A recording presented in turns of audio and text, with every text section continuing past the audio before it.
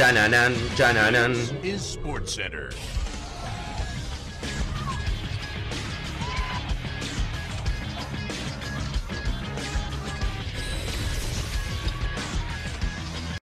Hola gente, ¿cómo andan? Un saludo grande para todos, yo soy Sania, les traigo un nuevo video al canal. En el día de hoy vamos a estar hablando acerca de dos selecciones que en esta última jornada FIFA han logrado su cupo rumbo al próximo mundial. Sin embargo, vamos a ser claros, vamos a hablar de dos selecciones que han comprado su cupo a la próxima Copa del Mundo. Dos selecciones que sus países tienen mucho dinero, que sus países están cada vez más metidas en el fútbol y están teniendo muchísima influencia y evidentemente es apoyada por la FIFA y que no se podían quedar afuera del mundial. Por eso vamos a repasar lo que ha ocurrido en la eliminatoria asiática con Arabia Saudita y Qatar, que tuvieron grandes ventajas deportivas para finalmente alcanzar el objetivo de estar en la próxima Copa del Mundo. Así que espero que les guste mucho la idea del video, que me dejen su opinión en los comentarios, que se suscriban al canal activando la campanita y que me sigan en las redes sociales. Y sin dar muchas vueltas, comenzamos con la idea del video. Como les comentaba recién, Arabia Saudita y Qatar han obtenido su cupo rumbo al Mundial de Norteamérica 2026.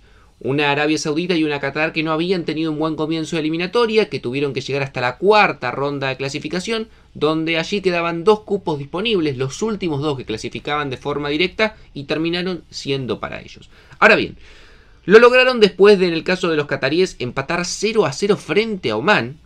Evidentemente llamativo resultado teniendo en cuenta que es una selección mucho más débil, y ganándole en la última jornada 2-1 a los Emiratos Árabes Unidos, que llegaba con la ventaja de justamente haber vencido a Omán y con un empate le alcanzaba para finalmente terminar clasificando. En el caso de los árabes compartían zona con Irak y con Indonesia, y en un partido en el cual les costó y mucho frente a Indonesia le ganaron 3-2 y posteriormente con el empate 0-0 frente a Irak en la última jornada terminaron con la misma cantidad de puntos que los iraquíes, pero por haber marcado más goles, porque le marcaron 3, mientras que Irak solamente le marcó 1 a Indonesia, terminaron también quedándose con el cupo rumbo al próximo mundial.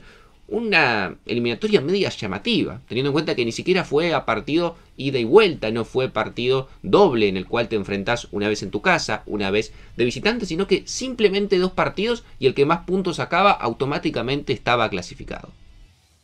Pero claro, lo llamativo es cuando uno se pone a indagar y fijarse acerca del formato de esta cuarta ronda de la eliminatoria asiática. Cuando uno se pone a ver estos únicos dos partidos que se jugaron, se da cuenta de una realidad que es muy llamativa.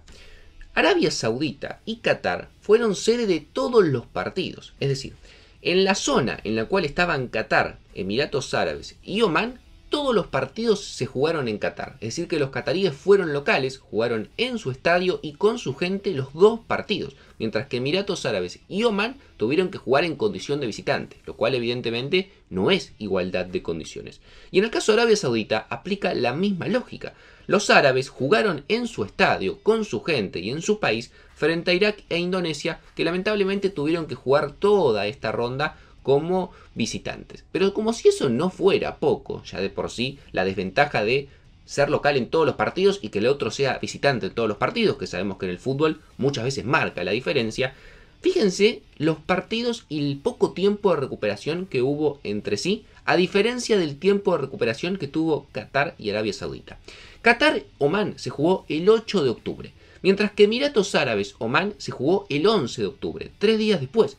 Sin embargo, Qatar y Emiratos Árabes, el partido decisivo para ver quién se quedaba con el cupo, se jugó el 14 de octubre. Esto quiere decir que mientras Qatar tuvo 6 días entre partido y partido, Emiratos Árabes apenas tuvo 2 días y medio. Estamos hablando de más del doble de tiempo de descanso que tuvo los cataríes, que se tomaron una semana para preparar el partido. Y en el caso de Arabia Saudita fue exactamente igual. Jugaron el 8 de octubre frente a Indonesia, Irak juega con Indonesia el 11 de octubre y el partido decisivo entre Arabia y Irak se juega el 14 de octubre. Es decir, los árabes tuvieron 6 días de descanso, mientras que Arabia Saudita apenas, si queremos ser buenos, tuvo 3, la mitad del tiempo.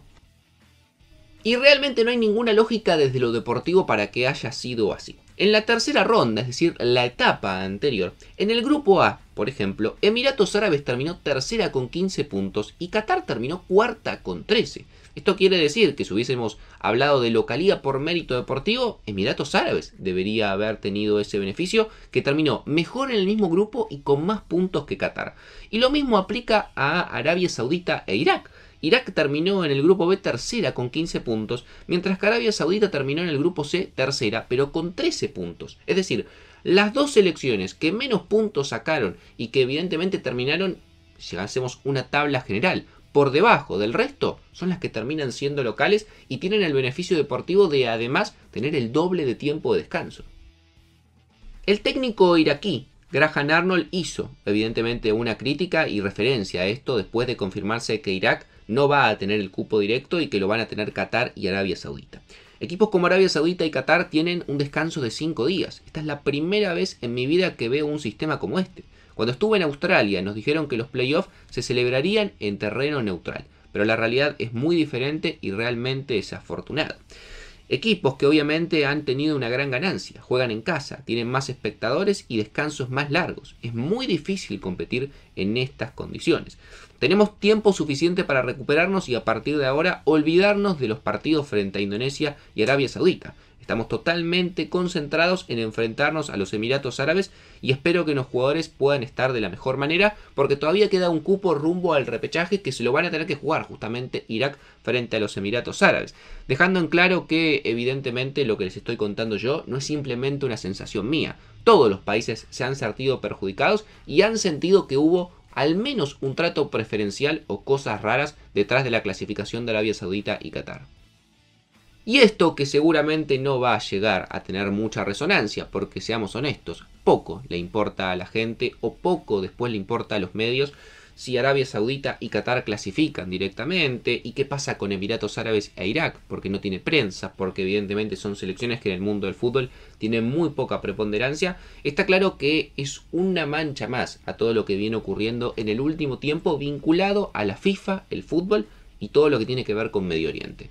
Ya lo que ocurrió en Qatar 2022, todo lo que pasó detrás de que le hayan dado la sede, todas las cuestiones que están vinculadas al FIFA Gate, un mundial que para mí nunca debería haber terminado jugándose allí, y que hoy en día sigan ocurriendo cosas como por ejemplo que Arabia Saudita tenga prácticamente confirmado un mundial que se va a jugar en el año 2034 y que para que se juegue en esa sede lo más probable es que se traslade a enero de 2035. Pero claro, Arabia Saudita y Qatar se quieren meter de lleno en el mundo del fútbol, se quieren meter de lleno en la escena del deporte y tienen mucho dinero. Y a Infantino, a la FIFA, les sirve que estos países estén interesados en meterse en el fútbol y obviamente que no estén clasificadas a un mundial puede hacer que todo ese proyecto se caiga, porque necesitan que estos países estén en la Copa del Mundo, que los fanáticos se empiecen a meter cada vez más en este mundo del deporte y si no participan, evidentemente eso no va a pasar.